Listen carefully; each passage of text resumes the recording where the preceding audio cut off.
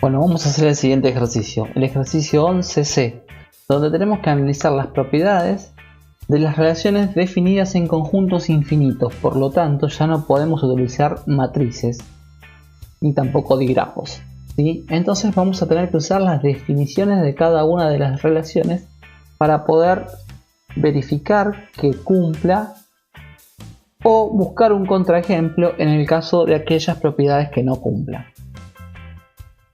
Agarramos el ejercicio 11C, el conjunto en el cual está definida la relación R es el conjunto de los enteros, y vamos a decir que dos elementos se relacionan entre sí si su suma es impar.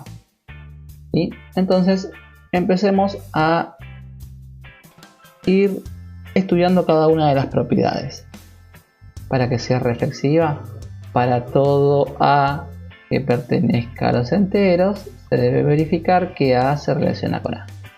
Agarremos un entero cualquiera, por ejemplo el 2. Entonces, ¿qué pasa si yo digo el 2 se relaciona con el 2? Entonces tengo 2 más 2. 2 más 2 es 4 y 4 no es impar. Por lo tanto, la relación R no es reflexiva. Ya encontramos un contraejemplo que contradice este para todo. Bueno, ¿será A reflexiva? ¿Será A reflexiva? Bien, entonces tendríamos que probar si la relación es arreflexiva. ¿Qué significa que sea arreflexiva? Para todo elemento del conjunto tenemos que mostrar que A no se relaciona con A. ¿Sí? Bueno, tenemos dos casos. Los enteros pueden ser pares o impares, ¿sí? Bueno, ¿qué pasa si yo sumo un par con un par? Un impar con un impar. Bueno, ¿qué pasa si yo sumo un par con un par? Si yo empecemos ese caso, analicemos ese caso. Tengo que mi entero X es del estilo 2 por Q. Entonces, X se relaciona con X. Si X se relaciona con X, tengo 2Q más 2Q. 2Q más 2Q es 4Q. Y 4Q no es impar. ¿Qué pasa si yo sumo un impar?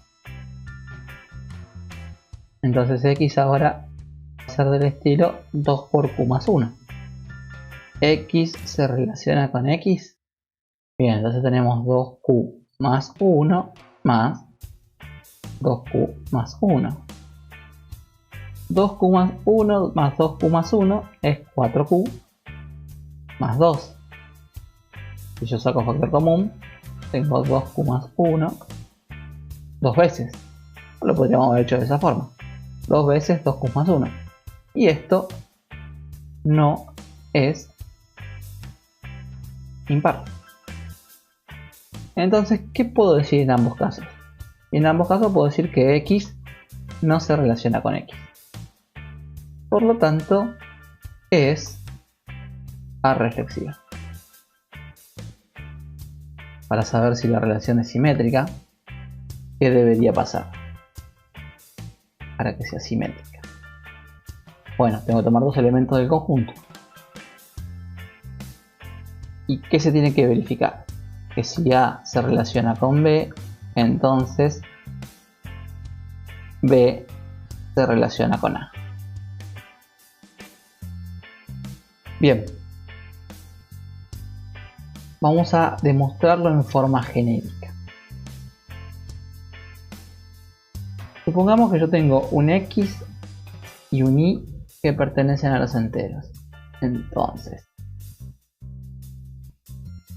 ¿Qué va a pasar si X se relaciona con Y? Si X se relaciona con Y, va a pasar que X más Y es igual a 2Q más 1, porque 2Q más 1 es la forma genérica de escribir los impares. Pero la suma en enteros es conmutativa, entonces Y más X también es 2Q más 1. Por lo tanto, Y se relaciona con X.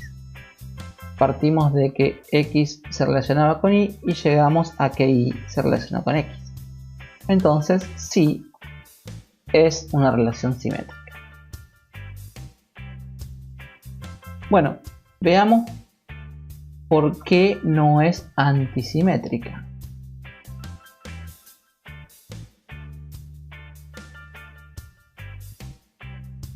Bueno, supongamos el elemento 3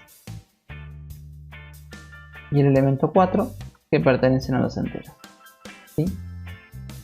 El 3 se relaciona con el 4. Sí, porque 3 más 4 me da 7 y 7 es un número impar.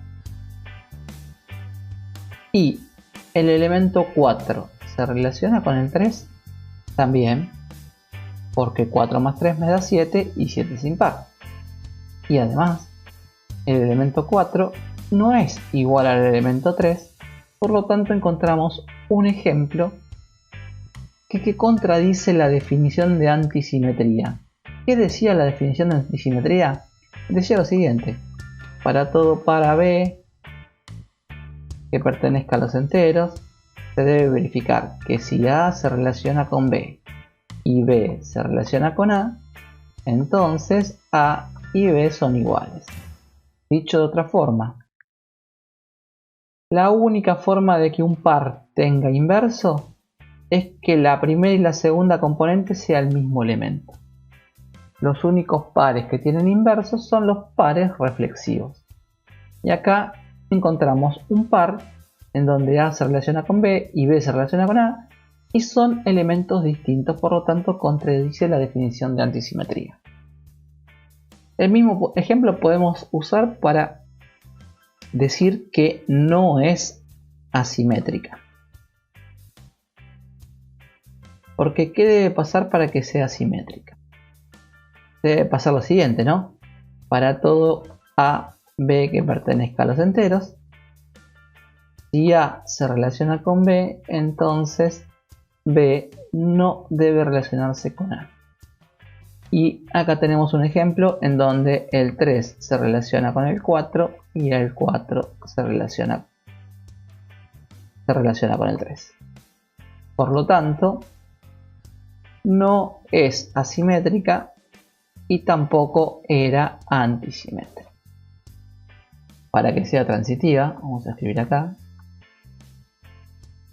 La definición dice lo siguiente: para todo A, B, C, tres elementos del conjunto, se debe verificar que si A se relaciona con B y B se relaciona con C, entonces A se relaciona con C.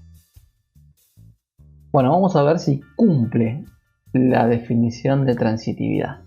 Bueno, miremos con un contraejemplo. El 3 se relaciona con el 4. Lo vimos hace un ratito porque 3 más 4 da 7, 7 es un número impar. Y el 4 se relaciona con el 5, por ejemplo. ¿Por qué? Y porque si 4 más 5 me da 9 y 9 es un número impar. Pero además, el 3 no se relaciona con el 5. ¿Por qué? Porque 3 más 5 me da 8 y 8 no es un número impar. Entonces ya encontramos tres números, ¿sí? El 3, el 4 y el 5, que contradicen la definición de transitividad. Por lo tanto, no es transitiva. ¿Será atransitiva? Bueno, para que sea atransitiva, ¿qué debe pasar? Debe pasar lo siguiente: para todo A, B, C que pertenece a Z, si A se relaciona con B y B se relaciona con C, Entonces, esto hay que negarlo. A no debe relacionarse con C. Bueno, esto sí lo vamos a tener que demostrar. A ver. Si A se relaciona con B, significa que A más B es un impar. ¿Sí? Vamos a escribirlo así. 2Q más 1. Si B se relaciona con C, significa que B más C también es un impar.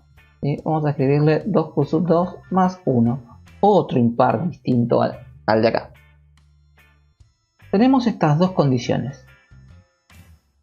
¿Qué pasa si yo sumo miembro a miembro? Y bueno, si yo sumo miembro a miembro, voy a tener que A más B, o sea, 2 veces B más C es igual a 2Q sub 2 Q1 más 1 más 2 Q sub 2 más 2 más 1 más 2 Q sub 2 más 1. Lo voy a seguir acá arriba. Entonces voy a tener que A más C es igual a 2Q sub 1 más 2Q sub 2. Este 1 con este 1 nos da 2. Y si sumo a ambos lados de la igualdad y aplico la propiedad cancelativa, este 2b va a quedar de este lado como menos 2b. Entonces, A más C es 2 por Q sub 1 más Q sub 2 más 1 menos b. Saco factor común 2. Todo esto que está acá es un número par, ¿no? Porque al multiplicarlo por 2, cualquier entero multiplicado por 2 hace que todo esto se transforme en un número par. Entonces, partí en forma genérica de un A que se relacionaba con un B y un elemento B que se relacionaba con un elemento C, y llegamos a mostrar que A y C no se relacionan porque A más C nos da par, no nos da impar. Entonces A no se relaciona con C, por lo tanto cumple la definición de A transitiva.